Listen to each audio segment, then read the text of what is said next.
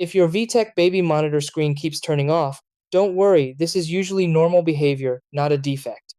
VTech designs its monitors with smart power-saving features to extend battery life while keeping essential monitoring active.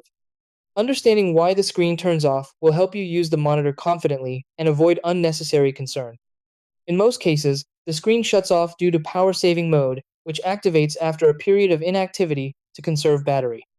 Another common reason is VOX, voice activated mode, where the screen stays off until your baby makes a sound above the sensitivity level, then it turns on automatically. Many models also include a display timeout setting that you can adjust in the menu, controlling how long the screen stays on before sleeping. Low battery levels or a loose power adapter can also cause the screen to shut off to preserve audio monitoring.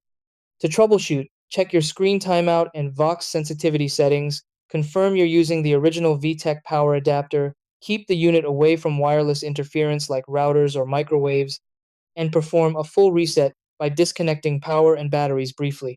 Firmware updates, when available, can also resolve screen and connectivity behavior.